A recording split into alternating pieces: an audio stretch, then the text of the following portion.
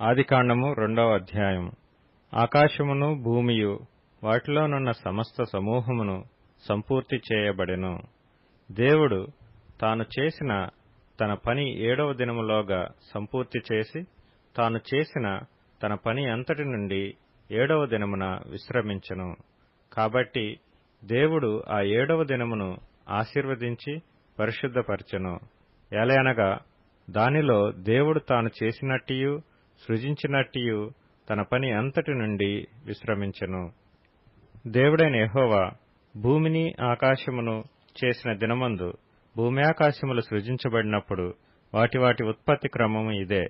అది వరకు పొలమందలి ఏ పొదయు భూమి మీద నుండలేదు, పొలమందలి ఏ చెట్టును మొలవలేదు. ఏలయనగా దేవుడైన యెహోవా భూమి మీద వాన కురిపించలేదు, నేలను సేద్యపరచుటకు నరుడు లేడు. అయితే ఆవిరి భూమి నుండి లేచి నేల అంతటినీ తడిపెను. దేవుడైన యెహోవా నేల మంటితో నరుని నిర్మించి వాని నాసికా రంధ్రములలో జీవవాయువును ఊదగా నరుడు జీవాత్మ ఆయెను.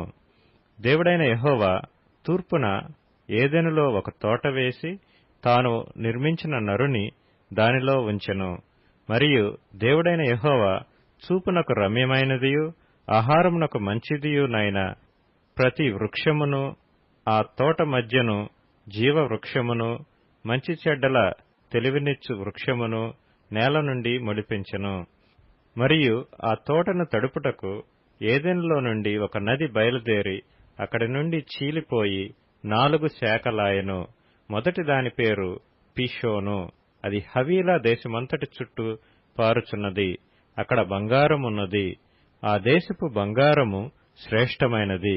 అక్కడ బోళమును గోమేధికములను దొరుకును. రెండవ నది పేరు గీహోను. అది కూషు దేశమంతటి చుట్టూ పారుచున్నది. మూడవ నది పేరు హిద్దెకెలు.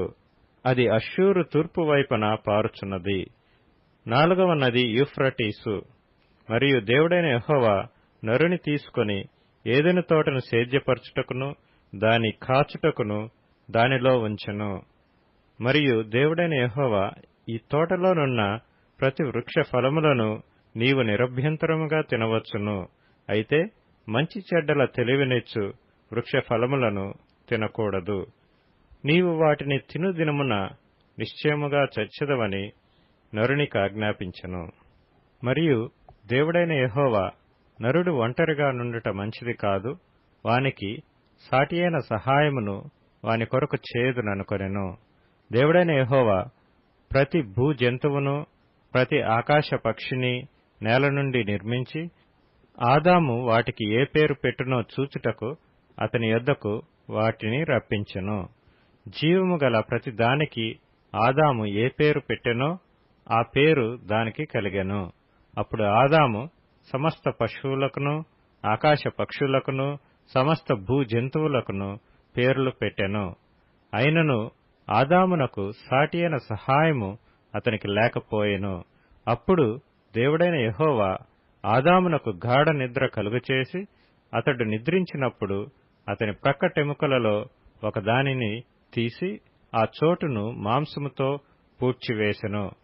తరువాత దేవుడైన యెహోవా తాను ఆదాము నుండి తీసిన ప్రక్కటెముకను స్త్రీనిగా నిర్మించి ఆమెను ఆదాము నొద్దకు తీసుకొని వచ్చెను. అప్పుడు ఆదాము ఇట్లనెను, నా ఎముకలలో ఒక ఎముక, నా మాంసములో మాంసము, ఇది నరునిలో నుండి తీయబడెను గనుక నారి అనబడును. కాబట్టి పురుషుడు తన తండ్రిని తన తల్లిని విడిచి తన భార్యను హత్తుకొనును, వారు ఏక శరీరమై యుందురు. అప్పుడు ఆదామును అతని భార్యయు వారిద్దరూ దిగంబరులుగా నుండిరి. అయితే వారు సిగ్గు ఎరుగక యుండిరి.